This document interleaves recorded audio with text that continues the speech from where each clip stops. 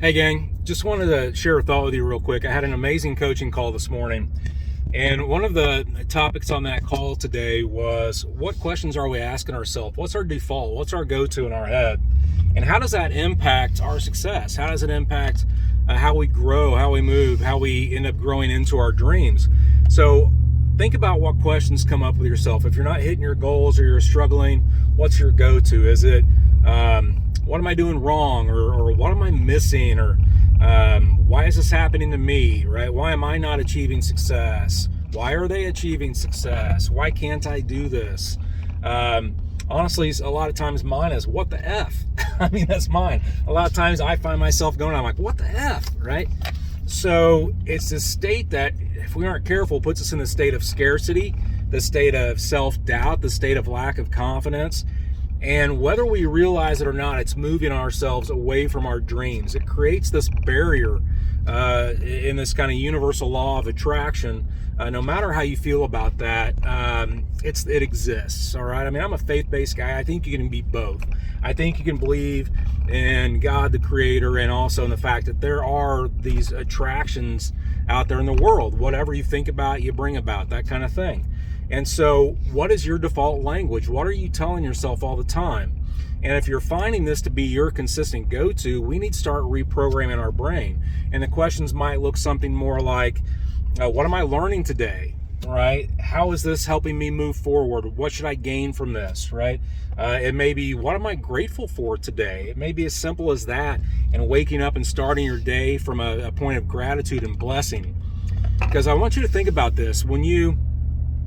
This analogy here. So let's think about the fact that you may have a garden. You know, you go buy a house and you're working on it, you're fixing it up, and it's just overgrown, full of weeds, invasive, honeysuckle's taking over, cattails are everywhere, and the soil's bad and it's rocky.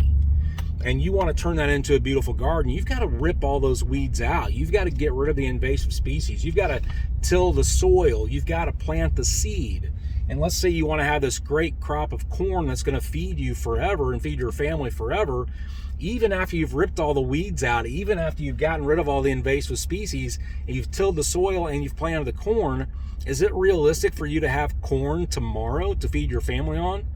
No, because that is still, ultimately, it's not under your control, right? It's in God's timing that corn grows. And even as you've planted the seed, you can't just stop there. You've got to nurture it. You've got to continue to feed the corn, right? And you've got to make sure that weeds don't come back and invade into it.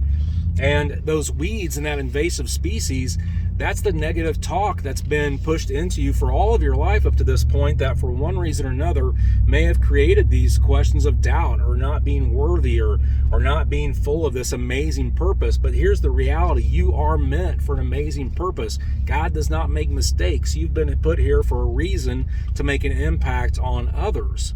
So we've got to maybe reprogram. We've got to re-choose what our language is. We've got to re-choose what our focus is. We've got to re-choose the words that we say to ourselves. We've got to reconnect with our purpose. We've got to reconnect with our dream and our vision.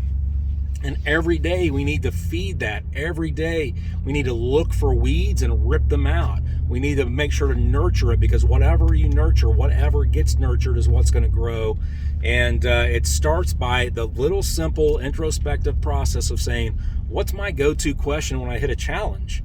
And I realize even mine, and I feel like for the most part I have a pretty positive outlook on where I'm going in life.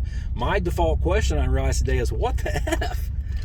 Right? That's messed up, right? So just think about, once removing this is out of my language and out of my headspace, where I intend to go. So what questions do you ask yourself? How are you going to reframe those questions? And once you do, man, I can't wait to see where it goes. Just continue to feed it. Continue to feed it, all right? That's it. Talk to you soon, guys. See you on the other side.